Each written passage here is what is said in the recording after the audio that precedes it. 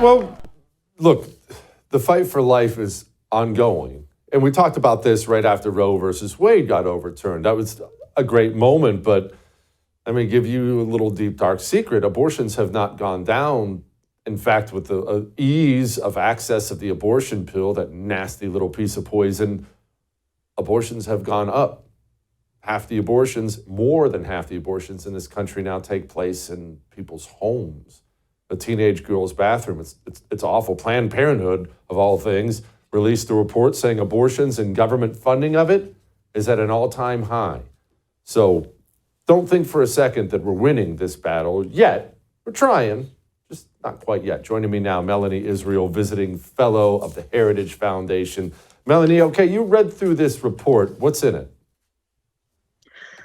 Well, there's not a whole lot of good, but there's a lot of bad and a lot of ugly. As you said, Planned Parenthood has committed more abortions than ever. It's at an all-time high, more than 400,000 abortions in 1 year alone. And their government funding is at an all-time high. They are approaching almost $800 million in government funding. Now, that largely comes from Medicaid reimbursements, but it also comes from other sources like different grants, and a lot of that COVID relief money was able to go to some of those Planned Parenthood affiliates. And so those are some of the top lines, but we can also see some of their other services have been declining. Their contraceptive services have gone down.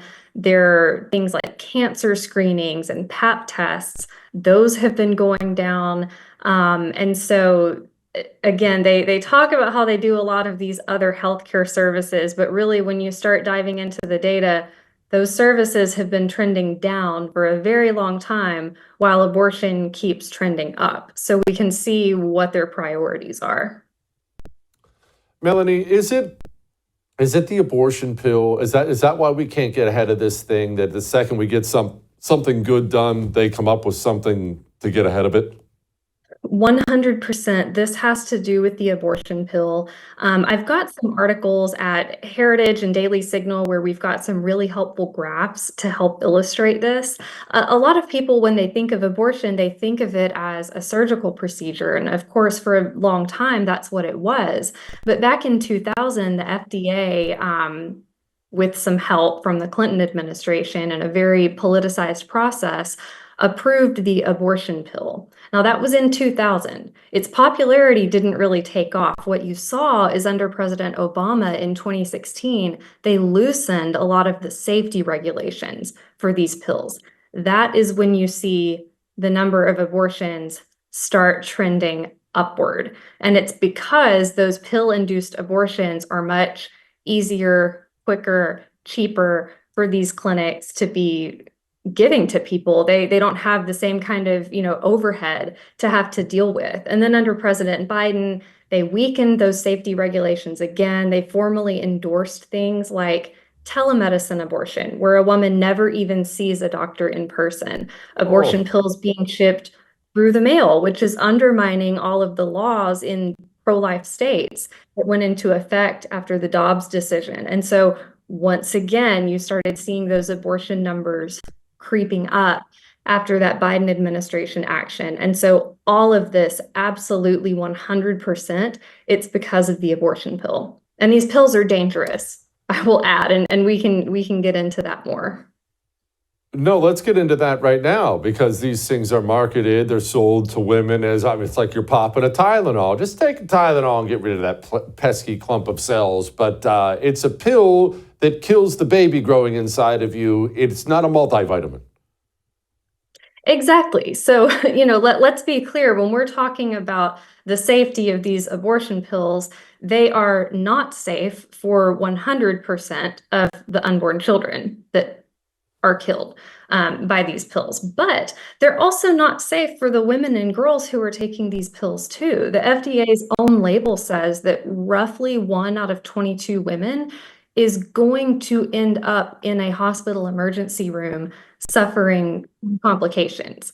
And this is likely an undercount, because we also know that under President Obama and President Biden, the FDA started deliberately not collecting a lot of those adverse event informations that the abortion pill providers had to report on when women deal with these complications. So they changed the rules back in 2016 to say, we don't need to know about those serious emergency room visits. Just let us know if the woman dies.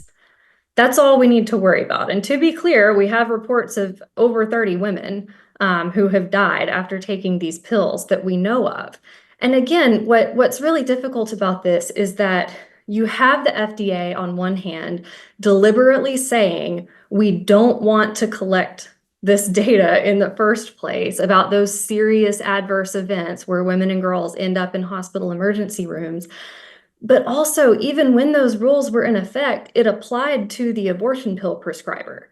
Now, we can all understand how this works. An abortion pill prescriber will send a woman this pill and they never interact with her again. When she starts suffering from complications, she doesn't go back to the Planned Parenthood clinic. She doesn't call up the online pharmacy. She goes to the emergency room. And these abortion providers often tell women that if they do have to go to the hospital, say you're having a miscarriage. Don't say you had an abortion, say you had a miscarriage. And then these ER doctors don't even know, about this FDA system to collect these different adverse events. And so our government that is charged with our health and safety and being sure that medications are safe for us to take has for years enabled this system where we don't even know the full extent of the complications, and they're deliberately not collecting information about it. Oh, jeez, it's so friggin' evil. Planned Parenthood's not just doing the abortion thing, they're all in on the tranny nonsense too, aren't they? Exactly. So this is probably a little less known. Planned Parenthood, by their own admission, is the second largest provider of this so-called gender affirming care.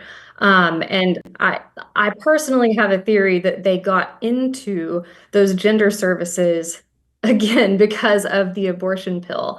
You can see how the finances would work out. These surgical abortions would be more time consuming, more expensive, you need more overhead.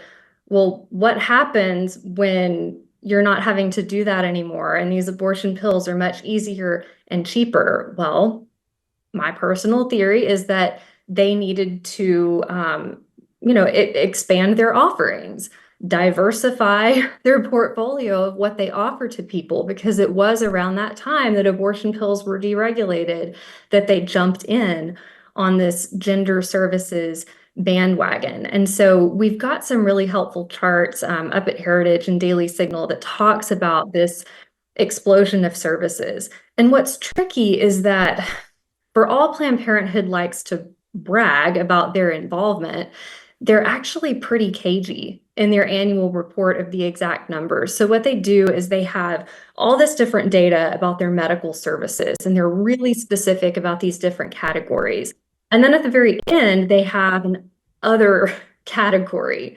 And that is where the gender services are kind of tucked away in. And so when we're talking about, gender services in this other category, we don't know exactly what that breakdown is. They claim that they also do things like, WIC services for low-income women and children, other things like that. But based on other publicly available reports and Planned Parenthood's own words, we can reasonably conclude that most of what's happening in that other category is that gender services. And you can see we've got this really powerful graph that it has just exploded in recent years. And that has to do with Planned Parenthood making it a priority, but also Planned Parenthood offering this even through telemedicine. Telemedicine for gender services. They brag about, I think, over half of their affiliates offering that. Good grief. All right, finally, look, I'm not a fan of this gigantic spending bill, but I am told that it cuts out the Planned Parenthood money. Does it? Yes. So this is the other thing that's a little bit tricky when we talk about Planned Parenthood funding. Planned Parenthood gets federal funding from a lot of different sources. The bulk of it, most of it is from those Medicaid reimbursements. And so, hey, if we can have a reconciliation bill that says that Planned Parenthood is not eligible to get those reimbursements, if we can make Planned Parenthood a prohibited entity for those purposes, then that is going to knock out the vast majority of Planned Parenthood's federal funding. But again, there's other sources too that we hope to see the Trump administration and Congress look at. And that can also include things like the Title X family planning program. There's some regulations that Trump can bring back from his first term to address that. Planned Parenthood got hundreds of millions of dollars of that COVID relief money, including some paycheck protection loans that they weren't even eligible for in the first place. I know Senator Paul has been, working to try to get some compliance and some answers about that. So it's going to take a multi-pronged approach to ultimately defund Planned Parenthood of all federal funding. But that reconciliation bill would be a huge, huge step in the right direction if that were to actually be included. Fingers crossed. Melanie, thank you. I appreciate it.